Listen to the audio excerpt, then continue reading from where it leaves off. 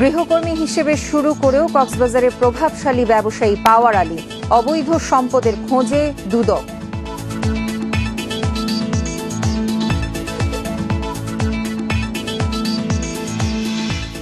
পুরান ঢাকায় তৈরি হচ্ছে অনুমোদনহীন রং ফর্সা করার ক্রিম। কারখানা সিলগালা, ৩ জনকে আটক করেছে র্যাব।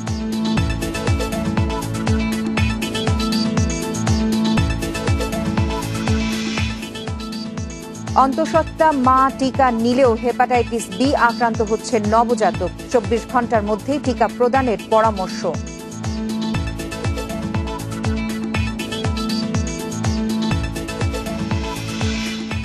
চট্টগ্রাম সিটি নির্বাচনে সক্রিয় আওয়ামী লীগ কেন্দ্রীয় নেতারা, বিএনপির নেতারা না থাকায় হতাশ তৃণমূল কর্মীরা।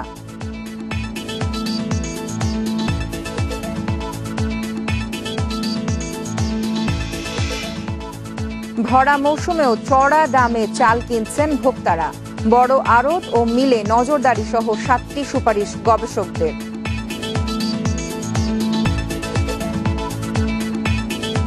ইন্ডিপেন্ডেন্ট সংবাদে আপনাদের সাথে আছি আমি ফারহানা ত্রিনা।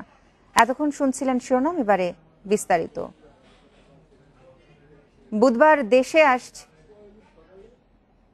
কক্সবাজার চেম্বারে ভাইস প্রেসিডেন্ট আলোচিত ব্যবসায়ী সৈয়দ মোহাম্মদ আলী ওরফে পাওয়ার আলীর অবৈধ সম্পদ অর্জনের অনুসন্ধানে নেমেছে দুর্নীতি দমন কমিশন দুদক। প্রাথমিক পর্যালোচনা শেষে দুদক তার সম্পদের বৈধ উৎস খুঁজে না পেয়ে অনুসন্ধান শুরু করেছে।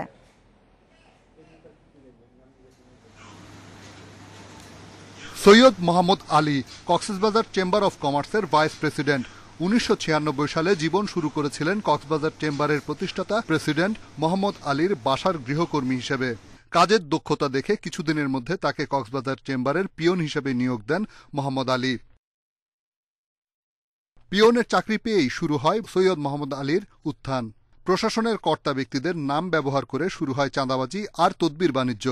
এমনকি ভয় দেখিয়ে তার নিজের নিয়োগকর্তা মোহাম্মদ আলীর কাছ থেকে বাগিয়ে নেন কক্সবাজার চেম্বার অব কমার্সের ভাইস প্রেসিডেন্টের পদটিও। এছাড়া বয়োবৃদ্ধ নিয়োগকর্তা মোহাম্মদ আলীর বসত বাড়ি ও ব্যবসা প্রতিষ্ঠানও দখলের অভিযোগ রয়েছে তার বিরুদ্ধে। আমি নিজের বিভিন্ন কাজ নিয়ে ব্যস্ত থাকতাম চেম্বারে, সেই হিসাবে সুযোগটা দিয়েছি। আমার দায়িত্ব কিভাবে করছে না করছে এগুলি খোঁজ খবর নিতে পারিনি আমি। একটি পোল্ট্রি ফার্ম, ডেইরি আর ইটের ভাটার সন্ধান পেয়েছে দুদক, কিন্তু সৈয়দ আলী কি করে এইসব প্রতিষ্ঠানের অর্থলগ্নি করেছে তা জানা যায়নি। তাছাড়া রয়েছে কক্সবাজার ও চট্টগ্রামে 3টি আলিশান বাড়ি, রাজধানীতে একাধিক ফ্ল্যাট ও ব্যক্তিগত 2টি গাড়িও আছে তার। বিভিন্নভাবে অপরাধমূলক কর্মকাণ্ডের সঙ্গে জড়িত হয়ে এখন প্রচুর বিত্ত বৈভবের মালিক হয়েছে। আমরা এই অভিযোগে অনুসন্ধানের সিদ্ধান্ত নিয়েছি। আমরা অচিরেই একজন অনুসন্ধানকারী নিয়োগ করব। এ বিষয়ে সৈয়দ মোহাম্মদ আলীর সাথে যোগাযোগ করা হলে তিনি জানান তার বিরুদ্ধে ওঠা অভিযোগ সত্য নয়। এগুলি সব আমার বিরুদ্ধে বিশাল একটা ষড়যন্ত্র। আমি বলার কোনো ভাষা নেই। এদেরকে প্রমাণ করতে বলেন, হাজার হাজার কোটি টাকা প্রমাণ করতে এটা থাকবে না। এটা তো এরকম বাংলাদেশের ভিতরে থাকবে অথবা যে কোনো একটা জায়গায় থাকবে। গোয়েন্দা সূত্র জানায় বিভিন্ন সময় সৈয়দ মোহাম্মদ আলীর বিরুদ্ধে দুদক সহ বিভিন্ন সংস্থায় অর্ধশত অভিযোগ এসেছে। রিশাদ হুদা, ইন্ডিপেন্ডেন্ট নিউজ, ঢাকা। অনুমতি ছাড়াই পুরান ঢাকায় তৈরি হচ্ছে রং ফর্সা করা ক্রিম। অনুমোদনহীন কেমিক্যাল ও কেমিস্ট ছাড়াই চলছে উৎপাদন। ঢাকার উর্দু রোডে এমন একটি কারখানা সিলগালা করেছে র্যাবের ভ্রাম্যমাণ আদালত। কারখানা থেকে 3 জনকে আটক করা হচ্ছে। বিএসটিআই বলছে এসব ভেজাল কসমেটিক্স ত্বকের জন্য ক্ষতিকর। বিপাশা স্কিন কেয়ার স্নো তৈরির পর ভরা হচ্ছে কৌটায়। এরপর এই ক্রিম চলে যাবে পাইকারি বাজারে। ভেজাল উপকরণ দিয়ে তৈরি এই প্রসাধনী ত্বকের জন্য ক্ষতিকর বলছে ভ্রাম্যমাণ আদালত। কারখানার কর্মীরাও জানেন না এর ক্ষতিকর উপাদানের কথা। ওটা ভিতরে আমরা ভৈরা মার্কেটে সেল হয়, চক বাজার, ওইখান থেকে পাইকার হকরা নিয়ে যায়। নকল না আসলে এটা আমরা বলতে পারবো না। খালি তো জানি বিপাশা কসমেটিক। পুরান ঢাকার লালবাগে উর্দু রোডের বিপাশা কসমেটিক্স এন্টারপ্রাইজের কারখানায় তৈরি এসব প্রসাধনী। রং ফর্সা করার ক্রিম, গ্লিসারিন। অনুমোদনহীন উপকরণে তৈরি হচ্ছে এসব প্রসাধনী, যা ত্বকের জন্য ক্ষতিকর। প্রতিষ্ঠানের লাইসেন্স আছে বলে দাবি করলেও র্যাবের অভিযানের সময় তা দেখাতে পারেননি তারা। আজকের যে অভিযান, এই অভিযানে এসে আমরা অনেকগুলি লাইসেন্সের যে শর্ত আছে সেই শর্তগুলি লঙ্ঘনের অনেকগুলি আলামত আমরা এখানে পেয়েছি। যেমন ইনগ্রেডিয়েন্টগুলি, ম্যাজিস্ট্রেট স্যার বলেছেন ইনগ্রেডিয়েন্টগুলির কোনো উৎপাদন তারিখ, ব্যাচ নম্বর, মেয়াদ উত্তীর্ণের তারিখ বা লেবেলবিহীন। প্রতিষ্ঠানের কোনো পরিবেশ ছাড়পত্রও নেই। র্যাবের ম্যাজিস্ট্রেট জানান এসব প্রসাধনী ত্বকের জন্য খুবই ক্ষতিকর। তেমন বিভিন্ন লেবেলবিহীন অননুমোদিত কেমিক্যালস ইউজ করে কিন্তু এখানে আপনার স্কিন ক্রিম তৈরি করা হচ্ছে। বিপুল পরিমাণ ক্রিম কিন্তু বিভিন্ন সনাতন পদ্ধতিতে জাস্ট গরম পানির সাথে এই সকল কেমিক্যাল আইটেমগুলো মিশিয়ে এখানে যে কারিগর আছে উনি ব্যাখ্যা করেছেন যে তাদের কিন্তু কোনো কেমিস্ট নাই। প্রতিষ্ঠানের মালিক নাজিমউদ্দিন সহ ৩ জনের বিরুদ্ধে মামলা করা হয়। কারখানা থেকে আটক করা হয় ৩ জনকে। Jahanara Parveen, independent news, Dhaka. অন্তঃসত্ত্বা মা হেপাটাইটিস বি ভাইরাসে টিকা নেয়ার পরও আক্রান্ত হচ্ছে নবজাতক। সংক্রমিত প্রায় ৯০% শিশু ভাইরাসটি বহন করে সারা জীবন। বিশ্বের শতাধিক দেশে ২৪ ঘন্টার মধ্যে এই টিকা দেয়া হলেও বাংলাদেশে দেয়া হয় জন্মের ৬ সপ্তাহে।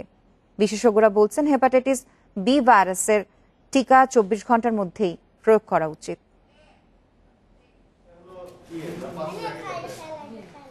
আক্রান্ত মায়ের মাধ্যমে নবজাতকের দেহে হেপাটাইটিস বি ভাইরাসের সংক্রমণ বেশি ঘটে। ১ বছরের মধ্যে সংক্রমিত ৯০% শিশুর জটিলতা দেখা দেয়, মারাও যায় অনেকে। হেপাটাইটিস বি ভাইরাস ৩ ভাবে সংক্রমিত হয়: রক্তদানের সময়, অনিরাপদ যৌন সম্পর্ক এবং ভাইরাস বহনকারী অন্তঃসত্ত্বা মায়ের থেকে। চিকিৎসকরা বলছেন এই ভাইরাসটি লিভার ক্যান্সারেরও কারণ। যদি নবজাতক এফেক্টেড হয় বি ভাইরাসে, কিন্তু লাইফ লং থাকবে। একটা হেপাটাইটিস বি ভাইরাস কিন্তু বডি থেকে একবার নির্মূল হয় না। সেজন্য তার যে সে যদি থাকে তাহলে কিন্তু সারা জীবন সে সাফার করবে এবং একটা সম্ভাবনা থাকে সে কিন্তু আরেকজনের দেওয়ার সম্ভাবনা থাকে। একজন গর্ভবতী মা যদি হেপাটাইটিস বি দ্বারা আক্রান্ত থাকে তাহলে মা থেকে বাচ্চার মধ্যে সংক্রমণের সম্ভাবনা থাকে ৯০% ক্ষেত্রে। পৃথিবীর প্রায় ১০০টি দেশ, ভারত, সিঙ্গাপুর, মায়ানমার সহ অসংখ্য দেশ হেপাটাইটিস বি টিকার প্রথম ডোজ প্র্যাকটিস করছে জন্মের ২৪ ঘন্টার মধ্যে। চিকিৎসকরা বলছেন ৪২তম দিনে নবজাতককে হেপাটাইটিস বি টিকা দেয়া হলে তা নবজাতকের দেহে কার্যকর হয় না। এজন্য জন্মের ২৪ ঘন্টার মধ্যে এই টিকা দেওয়ার পরামর্শ। আমাদের যে মেইন ট্রান্সমিশনটা হয়, যে মাদার টু চাইল্ড ট্রান্সমিশন, কিন্তু আমরা প্রিভেন্ট করতে পারছি না। যদি মায়ের হেপাটাইটিস বি ভাইরাস ইনফেকশন থাকে তাহলে আপনার বাচ্চাকে যদি আমরা জন্মের সাথে সাথে, জন্মের পরে ২৪ ঘন্টার ভিতরে যদি ভ্যাকসিন না দিই তাহলে কিন্তু আমরা এই ট্রান্সমিশনটা প্রিভেন্ট করতে পারবো না। অবশ্যই আমাদের ইপিআই শিডিউলটা এই হেপাটাইটিস বির ক্ষেত্রে একটু চেঞ্জ করতেই হবে। দেশের ১ কোটিরও বেশি মানুষ হেপাটাইটিস বি ভাইরাসে আক্রান্ত, অথচ ৯০%ই জানেন না তারা এই ভাইরাসটি বহন করছেন। Buddhadeb Kundu, independent news, Dhaka. ঘন কুয়াশার কারণে সড়ক ও আকাশ পথে চলাচল ব্যাহত হচ্ছে। বিভিন্ন জেলায় ব্যাহত হচ্ছে স্বাভাবিক জীবনযাত্রা। এ নিয়ে জানাতে এবার টাঙ্গাইল ও নীলফামারী থেকে যুক্ত হচ্ছেন আমাদের সহকর্মীরা। প্রথমেই টাঙ্গাইল থেকে যুক্ত হচ্ছেন মামুনুর রহমান। মামুনুর, খুব ঘন কুয়াশা দেখা যাচ্ছে বেশ কয়েকদিন ধরে, তো মহাসড়কগুলোর অবস্থা কিরকম টাঙ্গাইল, এবং যারা আছেন শীতজনিত রোগের প্রকোপ কিরকম বেড়েছে সে বিষয়টিও জানতে চাচ্ছি। আসলে কয়েকদিন যাবৎ কিন্তু টাঙ্গাইলের উপর দিয়ে একটি শৈত্য প্রবাহ প্রবাহিত হচ্ছে, যার কারণে কিন্তু সন্ধ্যার পর থেকে কুয়াশা নামতে শুরু করেছে এবং এটা কিন্তু সকাল 10টা-11টা পর্যন্ত কিন্তু কুয়াশার কারণে বৃষ্টির সময় অনেক সময় নেমে যায়। আর মহাসড়কগুলোতে কিন্তু তীব্র কুয়াশা রয়েছে, যে কারণে যান চলাচল অনেকটাই ব্যাহত হয়। অনেক সময় যানবাহনগুলোকে আমরা মহাসড়কের পাশে দাঁড়িয়ে থাকতে দেখেছি, তারা ফগ লাইট ব্যবহার করে যাচ্ছে। এর বাইরে যদি আমি বলি, ঢাকা টাঙ্গাইল বঙ্গবন্ধু মহাসড়কে জানি যে বঙ্গবন্ধু সেতু রয়েছে, সেই সেতুতে বৃষ্টির সময় যখন 40 মিটার নিচে নেমে আসে তখন কিন্তু যান চলাচলের জন্য দুর্ঘটনা রোধ প্রকল্পে যান চলাচল বন্ধ করা হয়। গত কয়েকদিন যাবত কিন্তু রাতে এবং ভোরে বেশ কয়েক দফায় কিন্তু সেতু কর্তৃপক্ষ কর্তৃপক্ষ দুর্ঘটনা রোধ করতে কিন্তু যান চলাচল বন্ধ রাখছে। আজও কিন্তু মহাসড়কে তীব্র কুয়াশা রয়েছে, যে কারণে যান চলাচল ব্যাহত হচ্ছে। পুলিশের পক্ষ থেকে বলা হচ্ছে যে যানবাহনগুলি যেন ফ্ল্যাগ লাইট ব্যবহার করে নিরাপদে যেন চলাচল করে। এই হচ্ছে কুয়াশা। আর শীতজনিত রোগের কথা যেটা বলেন, কয়েকদিন যাবতই টাঙ্গাইল জেনারেল হাসপাতালে 250 বেডের জেনারেল যে হাসপাতাল রয়েছে সেখানে শীতজনিত ডায়রিয়া এবং ঠান্ডার অনেক রোগীকে আমরা ভর্তি হতে দেখেছি, এবং সাধারণত এই সময় যে পরিমাণ রোগী হাসপাতালে ভর্তি থাকে আজ গত 3 দিন যাবৎ কিন্তু তার পরিমাণ তার চাইতে অনেক বেশি, বিশেষ করে বৃদ্ধ এবং শিশুরা ভর্তি হতে শীতজনিত নানা সমস্যা নিয়ে। মূলত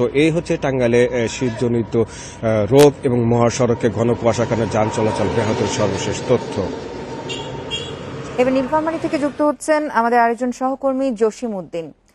জসিম, নীলফামারীর কি অবস্থা, সেখানকার আবহাওয়া আজকে কত, এবং যেটি জানতে চাচ্ছিলাম যে কৃষি কাজ যারা করছেন তাদের উপরে শীতের কি ধরনের প্রভাব পড়েছে এবং খেটে খাওয়া মানুষের দুর্ভোগ কিরকম? আপনি দেখতে পাচ্ছেন যে আমার পিছনে যে ঘন কুয়াশায় ঢেকে আছে আজকে নীলফামারীর অঞ্চল, এই অবস্থা প্রায় 1 সপ্তাহ ধরে রয়েছে এখানকার এই পরিস্থিতি। কিন্তু গত 6 দিন আগে যে মানে এখানকার তাপমাত্রা যাচ্ছিল, ক্রমান্বয়ে তাপমাত্রা বেড়েছে। আজকে এখানকার তাপমাত্রা বিরাজ করছে 12.6 ডিগ্রি সেলসিয়াস, যেটি সৈয়দপুর বিমানবন্দর আবহাওয়া অফিস আমাকে এইমাত্র জানিয়েছে। তবে ঘন কুয়াশার কারণে এখানকার সবচেয়ে বড় যে বিষয়টি দাঁড়িয়েছে, সৈয়দপুর এবং ঢাকা রুটের যে বিমান চলাচল, সেই বিমান চলাচল আজ গত 5 দিন ধরে প্রায় দিবসের অর্ধেক দিন প্রায় 2টা পর্যন্ত এই বিমান চলাচল বন্ধ থাকছে।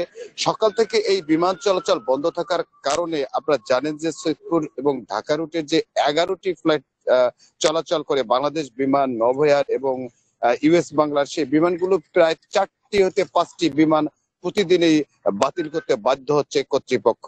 আর এই আপনি যদি কৃষিকাজের কথাটি যেটি বলেছেন যে এখানকার যে বীজতলা গুলো রয়েছে, যে সামনে যে মৌসুম রয়েছে, এই বীজতলা গুলো লালচে রং ধারণ করেছে, এবং বীজতলাকে রক্ষার জন্য কৃষি সম্প্রসারণ অধিদপ্তর থেকে যে সমস্ত পরামর্শ দেওয়া হয়েছে, যেমন বীজতলা ঢেকে রাখা এবং সকালে কুয়াশা ঝরানো, এগুলো কাজ করছে এখানকার চাষিরা। তারপরও এগুলো মানে ঠেকানো খুব কষ্টকর হয়ে দাঁড়িয়েছে। তবে গম এবং সরিষা অন্যান্য যে বিষয়ের যে ফসলগুলো রয়েছে, সে ফসলগুলো এই কুয়াশার জন্য ইতিবাচক বলে কৃষি সম্প্রসারণ অধিদপ্তর জানিয়েছে। আপনি আরেকটা বিষয় বলে রাখি যে ঘন এই কুয়াশার কারণে বিশেষ করে দূরপাল্লার যে বাসগুলো রয়েছে, যেগুলো ঢাকা থেকে এই উত্তরাঞ্চলের যে বাসগুলো আসে, সে বাসগুলো নির্দিষ্ট সময় আসতে পারছে না, এবং বিশেষ করে আন্তনগর ট্রেন যেগুলো রয়েছে সেগুলো এই ঘন কুয়াশার কারণে দৃষ্টিসীমা এত কম, এখন বর্তমান যে দৃষ্টিসীমা রয়েছে মাত্র 50 মিটার, এই কারণে ট্রেন গন্তব্যস্থানে নির্দিষ্ট সময়ে পৌঁছতে পারছে না। এই ছিল আমার কাছে নীলফামারী থেকে সর্বশেষ খবর। শীতের তীব্রতা এবং সার্বিক আবহাওয়া পরিস্থিতি নিয়ে যথাক্রমে টাঙ্গাইল থেকে আমাদের সহকর্মী মামুনুর রহমান এবং নীলফামারী থেকে যুক্ত ছিলেন জসিম উদ্দিন। চট্টগ্রাম সিটি কর্পোরেশন নির্বাচনে আওয়ামী লীগ মনোনীত প্রার্থীর পক্ষে কেন্দ্রীয় নেতারা নানা কৌশলে নির্বাচনী কর্মকাণ্ডে অংশ নিলেও বিএনপির মেয়র প্রার্থীর পক্ষে কেন্দ্রীয় নেতাদের অংশগ্রহণ নামে মাত্র। কেন্দ্রীয় নেতাদের এ ধরনের ভূমিকায় হতাশ তৃণমূল কর্মীরা। তবে প্রচারের শেষ মুহূর্তে সোমবার প্রথমবার দলীয় প্রার্থীর পক্ষে মাঠে দেখা গেছে বিএনপির এক কেন্দ্রীয় নেতাকে। নিয়ম অনুযায়ী স্থানীয় সরকার নির্বাচনে সংসদ সদস্য, মন্ত্রী, প্রতিমন্ত্রী বা সরকারের দায়িত্বপ্রাপ্ত কেউ নিজ দলের প্রার্থীর পক্ষে প্রচারে অংশ নিতে পারবেন না, যে কারণে নির্বাচনের মাঠে আওয়ামী লীগের প্রার্থীর পক্ষে সরাসরি মাঠে নেই কেন্দ্রীয় নেতারা। তবে দলের বর্ধিত সভা, মতবিনিময় সভা, সহযোগী সংগঠনের সভার মাধ্যমে নির্বাচনের মাঠে নেতাকর্মীদের উদ্বুদ্ধ করতে দেখা গেছে অনেক কেন্দ্রীয় নেতাকে। তবে উল্টো চিত্র বিএনপি শিবিরে। এই নির্বাচনে নিজ দলের প্রার্থীর পক্ষে সেভাবে মাঠে নেই কেন্দ্রীয় নেতারা। শেষ মুহূর্তে প্রচারে দেখা গেছে এক কেন্দ্রীয় নেতাকে। অনেকটা নিয়ম রক্ষার এই নির্বাচন নিয়ে হতাশ এই নেতা। যে আমরা এটাকে আন্দোলনের অংশ হিসেবেই বেছে নিয়েছি, কারণ আন্দোলন এই নির্বাচনের মাধ্যমে, নির্বাচন এবং আন্দোলন, আমরা এটা আন্দোলনের একটা অংশ, এবং আমরা বিশ্বাস করি যে বর্তমান যে নির্বাচন কমিশনার আছে এটা একটা মাজা ভাঙা নির্বাচন কমিশনার। প্রচারের শুরু থেকে কেন্দ্রীয় নেতাদের অংশগ্রহণ কম হওয়ায় হতাশ স্থানীয় নেতাকর্মীরা। তবে বিএনপি প্রার্থীর দাবি করোনার কারণে কেন্দ্রীয় নেতারা প্রচারে অংশ নিতে পারছেন না। কোভিড-19 একটা ক্রাইসিস চলছে, সেই জিনিসটা আমাদেরকে কনসিডার আনতে হবে, কারণ সবাইকে নিয়ে তো আমরা মাঠে করতে পারি না। সিনিয়র নেতা, তাদেরও তো বয়স হয়েছে। কাজে সব মিলিয়ে আমরা মনে করি তারা কাজ করে যাচ্ছে এবং সবাই ঐক্যবদ্ধভাবে আমরা কাজ করে যাচ্ছি। সোমবার প্রথমবারের মতো সমন্বয় সভা করে মহানগর বিএনপি, যেখানে আমির খসরু মাহমুদ চৌধুরী, রুহুল কুদ্দুস তালুকদার দুলু সহ স্থানীয় নেতাকর্মীরা উপস্থিত ছিলেন। Ahsan Riton, independent news, Chattogram. বুধবার দেশে আসছে অক্সফোর্ডের 20 লাখ ডোজ করোনা টিকা। বন্ধু প্রতিম বাংলাদেশকে উপহার হিসেবে পাঠাচ্ছে ভারত সরকার। এরই মধ্যে ছাড়পত্র দিয়েছে ঔষধ প্রশাসন অধিদপ্তর। 26 জানুয়ারির মধ্যে আরো 50 লাখ টিকা পাঠানোর কথা সেরাম ইনস্টিটিউটের। ভারতের সেরাম ইনস্টিটিউট থেকে অক্সফোর্ড অ্যাস্ট্রাজেনেকার 3 কোটি ডোজ করোনা টিকা কিনছে বাংলাদেশ। 26 জানুয়ারির মধ্যে এই 50 লাখ ডোজ টিকা দেশে আসার কথা। এর আগেই এলো সুসংবাদ, ভারত সরকার উপহার হিসেবে পাঠাচ্ছে 20 লাখ ডোজ করোনার ভ্যাকসিন। পররাষ্ট্র মন্ত্রণালয়কে অবগত করেছে ভারত। আমরা যা আশা করছি যে আগামী, আপনারাও শুনেছেন যে 25-26 তারিখে ফার্স্ট লট অফ ভ্যাকসিন আমরা প্রথম লট আমরা পেয়ে যাব, এটা আমরা আশা রাখি অ্যাজ পার দি কন্ট্রাক্ট। এবং আমাদেরকে ভারত সরকারও কিছু ভ্যাকসিন আমাদেরকে উপহার স্বরূপ দিবে। সোমবার ছাড়পত্রের জন্য ঔষধ প্রশাসন অধিদপ্তরে আবেদন করে স্বাস্থ্য মন্ত্রণালয়। এরই মধ্যে মিলেছে ছাড়পত্রও। বুধবারই ভারত থেকে আসছে অক্সফোর্ড অ্যাস্ট্রাজেনেকার করোনার ভ্যাকসিনের চালান। 20 তারিখে একটা ভ্যাকসিন আসছে, 2 মিলিয়ন ডোজের একটা লট, যেটা ইন্ডিয়ান গভর্নমেন্ট বাংলাদেশ গভর্নমেন্টকে উপহার দিচ্ছে। উপহার যে আমরা 20 লাখ উপহার পেলাম, একই টিকা কোভিশিল্ড অক্সফোর্ড অ্যাস্ট্রাজেনেকার ভ্যাকসিনটা। তবে এই ভ্যাকসিনটা যে কাজে আমরা ব্যবহার করতে পারি, এই টিকাটা 10 লাখ জনগণকে আমাদের রাজধানী বা বিভাগীয় শহরে যে বড় বড় হসপিটাল আছে এবং ডায়াগনস্টিক ক্লিনিক আছে, সেন্টার আছে, সেখান থেকে এটা দিতে হবে। দেওয়ার পর তারপরে জাস্ট একটা আমাদের কিনা টিকার আগে এই টিকাটা একটা মহারা হিসেবে ব্যবহার হবে।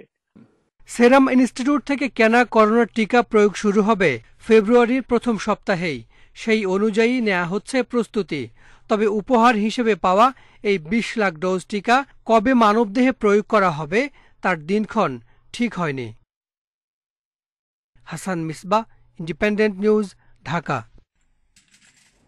দেশে করোনায় গত 24 ঘন্টায় আরো 16 জনের মৃত্যু হচ্ছে। এর মধ্যে পুরুষ 12 এবং নারী 4 জন। এ নিয়ে মোট প্রাণহানি হল 7,922 জনের। সোমবার দুপুর পর্যন্ত 24 ঘন্টায় সারা দেশে 199টি ল্যাবে 12,760টি নমুনা পরীক্ষায় করোনা শনাক্ত হচ্ছে 697 জনের। পরীক্ষা বিবেচনায় শনাক্তের হার 5.49%। স্বাস্থ্য অধিদপ্তরের বিজ্ঞপ্তিতে আরো জানানো হয়, দেশে মোট করোনা আক্রান্তের সংখ্যা দাঁড়ালো 5,28,329 জনে। সুস্থ হচ্ছেন আরো 736 জন। এ নিয়ে মোট সুস্থ 4,73,173 জন।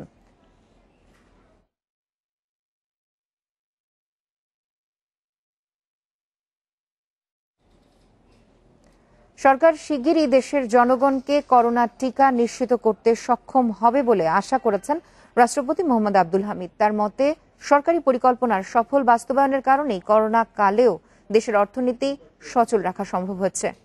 বছরের প্রথম সংসদ অধিবেশনে সোমবার রাষ্ট্রপতি তার ভাষণে আরো জানান, প্রধানমন্ত্রী শেখ হাসিনার করোনা মোকাবেলায় পদক্ষেপ বিশ্ব স্বাস্থ্য সংস্থায়ও প্রশংসিত হচ্ছে। সুশাসন ও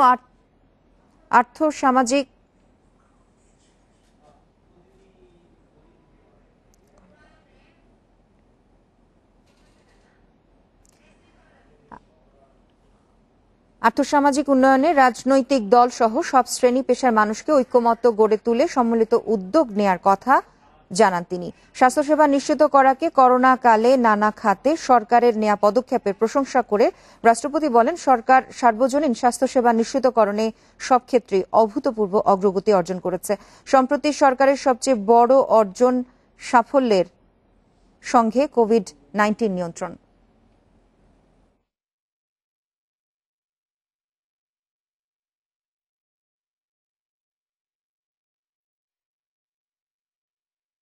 সরকার সার্বজনীন স্বাস্থ্য সেবা নিশ্চিতকরণে সব ক্ষেত্রেই অভূতপূর্ব অগ্রগতি অর্জন করেছে।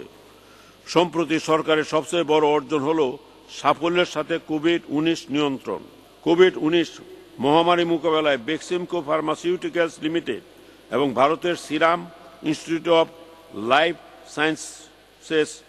লাইফ সায়েন্সেস প্রাইভেট লিমিটেডের সাথে 3 কোটি ডোজ ভ্যাকসিন সরাসরি ক্রয়ের প্রক্রিয়া চূড়ান্ত করা হয়েছে। এর ধারাবাহিকতায় সিএমএসডি মাধ্যমে জরুরি ভিত্তিতে ভ্যাকসিন ক্রয় বাবদ $60 মিলিয়ন ভারতীয় প্রতিষ্ঠানের অনুকূলে প্রদান করা হয়। আমি আশা করছি সরকার খুব শীঘ্রই দেশের জনগণকে কোভিড-19 টিকা প্রদান করতে পারবে। চাহিদার চেয়েও বেশি উৎপাদন করেও বাজার নিয়ন্ত্রণে রাখতে পারছে না সরকার। ফলে ভরা মৌসুমেও চড়া দামে চাল কিনছেন ভোক্তা। এজন্য সরকারের হাতে মজুদ কমে যাওয়া সহ 9টি কারণ উঠে এসেছে একটি গবেষণায়। অবস্থার উত্তরণে বড় আড়ত ও মিলে নজরদারির পাশাপাশি 7টি সুপারিশও করা হচ্ছে। করোনা, আমপান সহ নানা দুর্যোগ মাথায় নিয়ে গত বছর 3,87,00,000 টন চাল উৎপাদন করে কৃষক, যা চাহিদার চেয়ে 30 লাখ টন বেশি। গবেষণা বলছে গত 3 বছর ধরেই চাহিদার চেয়ে বেশি চাল উৎপাদন হয়েছে, পাশাপাশি আমদানিও হয়। তারপরও গত অক্টোবরে বোরো চালের দাম নতুন রেকর্ডে পৌঁছায়। অর্থনীতির সাধারণ নিয়ম, চাহিদার চেয়ে দাম নতুন রেকর্ডে পৌঁছায়। অর্থনীতির সাধারণ নিয়ম, চাহিদার চেয়ে সরবরাহ বেশি হলে দাম কমে। কিন্তু চালের বাজারে এ নিয়ম চলে না কেন? গত 3 বছরের তথ্য বিশ্লেষণ করে দেখা গেছে, যখনই দুর্যোগ এসেছে তখনই বেড়েছে দাম, আর এতে অনুঘটক হিসেবে কাজ করেছে সরকারের খালি গুদাম। গবেষণা বলছে গত 2 যুগের মধ্যে সরকার সবচেয়ে কম ধান চাল সংগ্রহ করেছে 2019-20 সালে, ফলে কমেছে মজুদও। উৎপাদনের সঙ্গে সঙ্গে আমাদের ভোগের চাহিদা কতটুকু সেইটাও আমাদের জানা দরকার, এবং যদি কোনো ঘাটতি থাকে তাহলে কি পরিমাণে আমাদেরকে আমদানি করতে হবে সেই সম্পর্কেও সবাইকে অবহিত রাখা দরকার। কিন্তু অনেক সময়ই এই ক্ষেত্রে আমাদের গরমিল থাকে, এবং এই গরমিলটা আমাদেরকে নিরসন করতে হবে, যাতে করে জাতি সঠিকভাবে তার উৎপাদন কৌশল এবং আমদানির প্রয়োজন হলে আমদানি কৌশল গ্রহণ করতে পারে। গবেষকদের বিশ্লেষণ, সিন্ডিকেট, তথ্যের অভাব, আমদানির সিদ্ধান্ত বাস্তবায়নে দেরি, মজুদ প্রবণতা, মৌসুমী ব্যবসায়ীদের দৌরাত্ম্য, মিলারদের রাজনৈতিক প্রভাব সহ 9 কারণে অস্থির হয় বাজার। তবে চালের দাম বৃদ্ধিকে স্বাভাবিক হিসেবেই দেখছে সরকার। আমাদের সিচুয়েশন যেটি, এটি আনইউজুয়াল না। এই করোনার মহামারীর প্রেক্ষাপটে যে বৃদ্ধিটা আন্তর্জাতিক বাজারেও কিন্তু বেড়েছে। প্রতি বছরই আমাদের এরকম হয়ে থাকে, বরং আমরা অনেক সময় মাথায় হাত দেই যে কৃষক দাম পাচ্ছে না। এবছর কৃষকরা কিন্তু খুবই হ্যাপি। অর্থনীতিবিদদের মতে বাজার নিয়ন্ত্রণে রাখতে হলে ধান চাল সংগ্রহ পদ্ধতি আধুনিক করে সরকারের মজুদ বাড়াতে হবে, নজরদারি করতে হবে চালকল ও গুদামে। Ruhul Amin, independent news, Dhaka. মানিকগঞ্জে বেক্সিমকো গ্রুপের নাম ব্যবহার করে সাধারণ মানুষের কাছ থেকে টাকা হাতিয়ে নিয়েছে একটি ভুয়া প্রতিষ্ঠান। স্বল্প সুদে ঋণ দেওয়ার প্রলোভন দেখিয়ে আমানত নিয়ে লাপাত্তা ব্যবসায়ী সঞ্চয় সমিতি বেক্সিমকো গ্রুপ। নামধারী ওই প্রতিষ্ঠানের পরিচালক জাহাঙ্গীর হোসেন। পুলিশ বলছে তাকে ধরার চেষ্টা চলছে।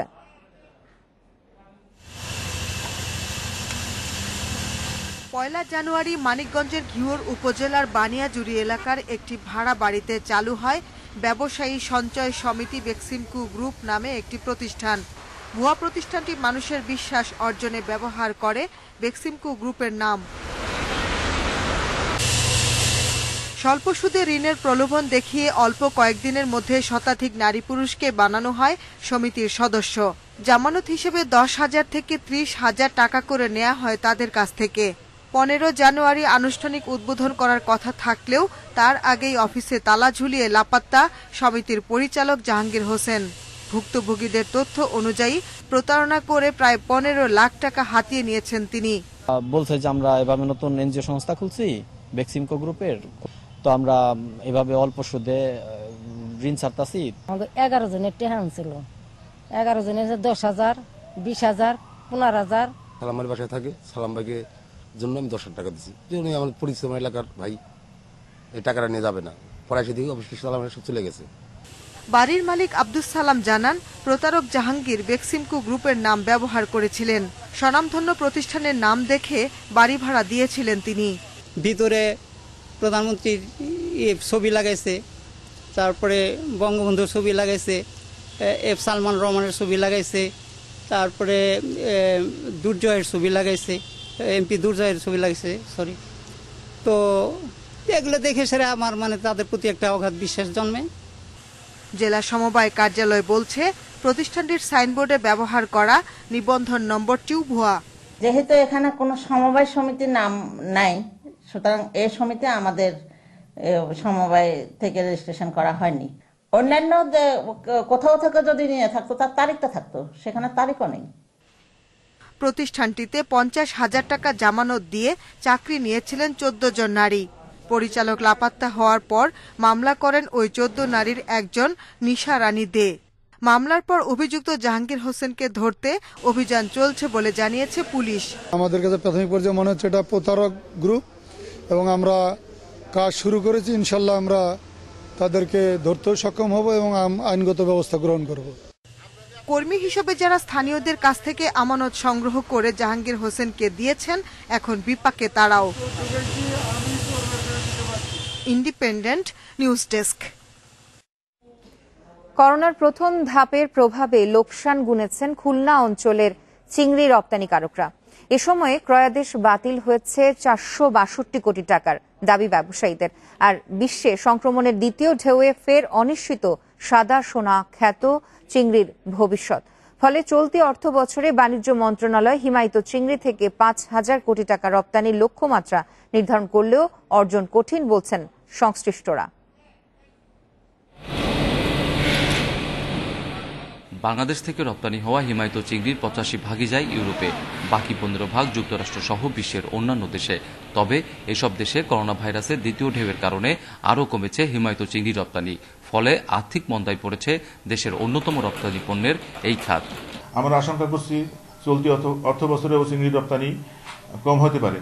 বিশেষ করে যাও কম বেশি হচ্ছে, সেখানেও আমাদের এক্সপোর্টাররা, রপ্তানিকারকরা ঠিকমতো দাম পাচ্ছেন না। 2020-21 অর্থ বছরের প্রথম 6 মাসে 80 ভাগ রপ্তানি আদেশ বাতিল হয়েছে। বর্তমানের মন্থর বিশ্ব বাণিজ্য পরিস্থিতিতে শিগগিরই হিমায়িত চিংড়ি রপ্তানি শুরু হবে এমন সম্ভাবনাও নেই। 20 ভাগও হচ্ছে না 100 ভাগের। তো সেইটাকে মডিফাই করার জন্য আমরা নতুন নতুন বাজার খোঁজার চেষ্টা করছিলাম, কিন্তু কোভিড আবার নতুন করে ছড়ানোর কারণে সেটা থেকে আমরা অনেকখানি পিছিয়ে। অর্থ বছরের প্রথম 6 মাসে রপ্তানিকারকদের ক্রয় আদেশ বাতিল হয়েছে 462 কোটি টাকার, বলছে বিএফএফইএ। 100-150 কোটি টাকার মাছ ওখান থেকে গেছে, 362 কোটি টাকা। এর মধ্যে লস আছে বোধহয় 50%, আর স্টক আছে ধরেন 10-20%, এগুলো বোধহয় সেলই হবে। 2019-20 অর্থ বছরের প্রথম 6 মাসে হিমায়িত চিংড়ি থেকে আয় হয়েছিল 1510 কোটি টাকা। 2020-21 অর্থ বছরের প্রথম 6 মাসে এই আয় কমে দাঁড়িয়েছে 1427 কোটি টাকায়। অভিজিৎ পাল, ইন্ডিপেন্ডেন্ট নিউজ, খুলনা। যুক্তরাষ্ট্রের ক্যাপিটাল হিল 1 ঘন্টা লকডাউন থাকার পর তা প্রত্যাহার করা হচ্ছে। ক্যাপিটাল হিলের বাইরে অগ্নিকাণ্ডের কারণে এই লকডাউন ঘোষণা করা হয়েছিল।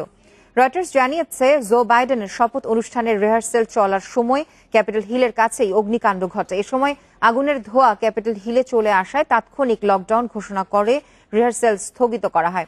অগ্নিকাণ্ড নিয়ন্ত্রণে আসার পর আবার তা শুরু হয়। 20 জানুয়ারি ক্যাপিটাল হিলেই শপথ নেয়ার কথা রয়েছে যুক্তরাষ্ট্রের নবনির্বাচিত প্রেসিডেন্ট জো বাইডেনের।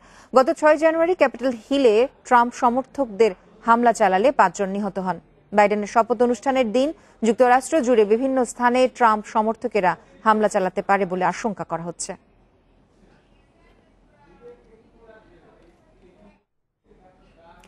দশ মাস পর আন্তর্জাতিক ক্রিকেটে ফেরার অপেক্ষায় রোমাঞ্চিত রাসেল ডোমিঙ্গো। সেই রোমাঞ্চকে সাফল্যে রূপ দিতে সাকিবকে আবারও ফেরানো হচ্ছে মিডল অর্ডারে। ফলে 3 খেলার সম্ভাবনা শান্তর। একাদশে 3 পেসার চান টাইগার হেড কোচ।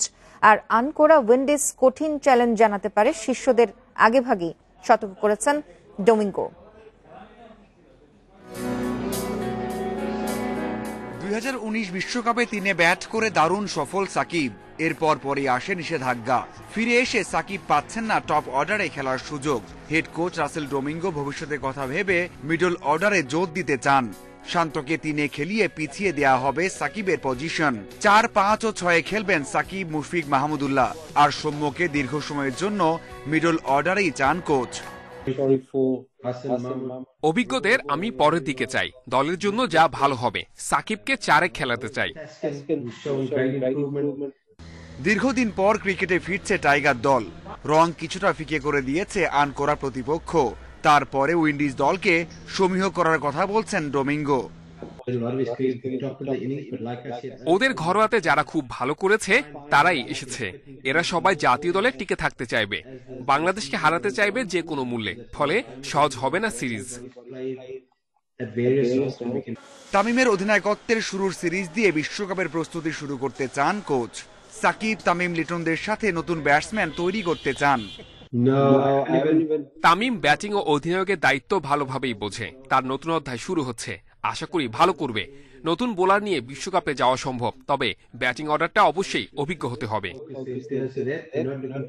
ভবিষ্যতের কথা ভেবে এই সিরিজে 3 পেসার নিয়ে খেলার কথাও জানিয়েছেন Domingo. Mazharul Islam, independent news. এই ছিল এখনকার ইন্ডিপেন্ডেন্ট সংবাদের আরো বিস্তারিত জানতে চোখ রাখুন আমাদের ফেসবুক, ইউটিউব এবং টুইটারে। ধন্যবাদ সাথে থাকার জন্য।